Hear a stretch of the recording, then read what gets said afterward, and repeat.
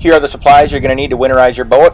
Get a marine coolant, rate it as high as you can. I have -75. Get a fogging agent. Get some gear oil for your lower end.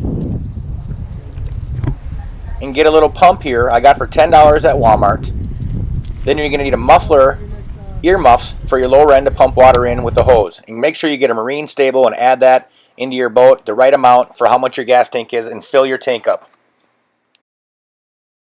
This is the lower screw on your lower end, and this is your upper screw. I recommend pulling the lower one first and then the upper.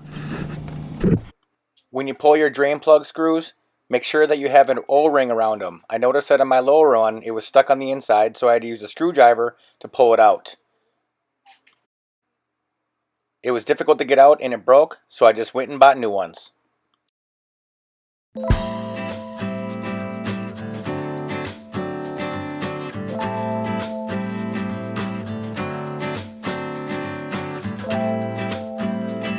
Once you have both screws out, I recommend dropping the lower end to get it level, and that way it'll drain out pretty nice, and pull the top one, it'll start draining out a little bit faster.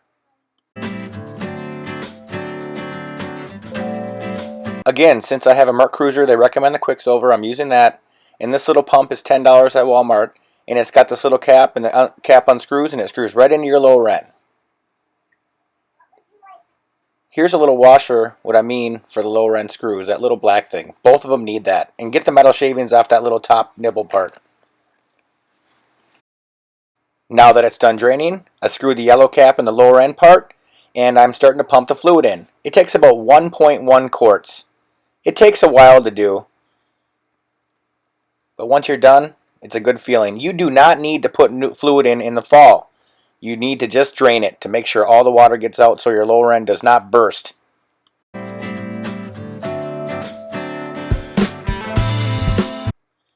In order to tell it's done, the fluid will start coming out of the top hole. I recommend putting the top screw in first. That way it won't want to come out the bottom very easy as you put the lower drain plug in.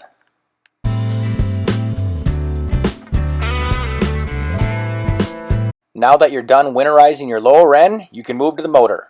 Take off the carburetor bolt to get your cap off for the carburetor so you can spray fogger in there. You can also fog the motor by pulling the plugs and spraying individually in each cylinder. You want to make sure you run your boat long enough to get the seafoam into the car.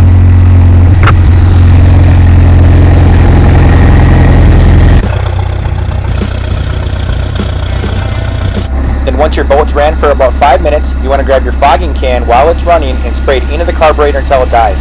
That will prevent your cylinders from getting rust pits. If you spray it into the carburetor, I recommend getting new spark plugs in the spring. It does kind of carbon them up. Done. A little valve on the bottom of your exhaust manifold that allows you to drain your block. I'm going to try to show it to you. It's too dark to see, but it's there. Unscrew that little brass fitting.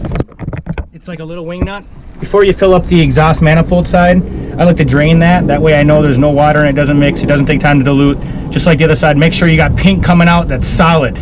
If there's water diluted, it might make the coolant not as rated as cold. Then I'm going to take off the clamps to the hoses, both sides of the thermostat.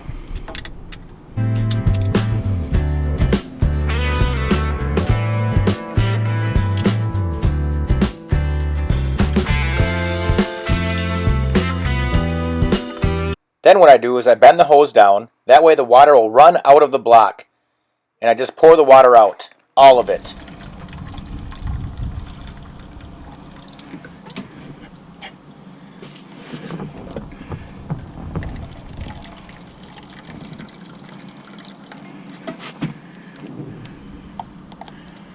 Then after I get all the water out, I start pouring my coolant in the hose. And right behind that is the thermostat you can see here in a second. And I pour enough through so you can see pink, the same color going in as it comes out. That way you know you flushed all the way through the block. It takes about 2 gallons.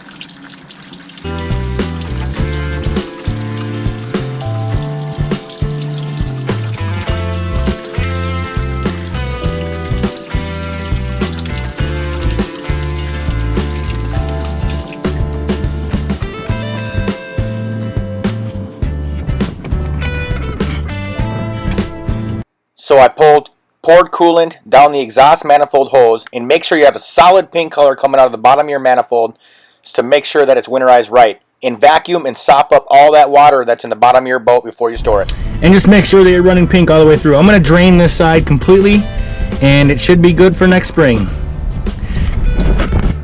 I hope this video was easy for you to follow all the steps. If you like this video, please hit like or subscribe. I have some boating videos I do on Lake Minnetonka, and I have some other maintenance videos I've done, like power tilt and trim and a temperature sender. So thank you very much. Have a good day. Bye.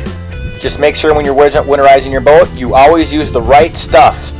And make sure you have pink coolant coming out of your thermostat area and out of the lower end before you finish.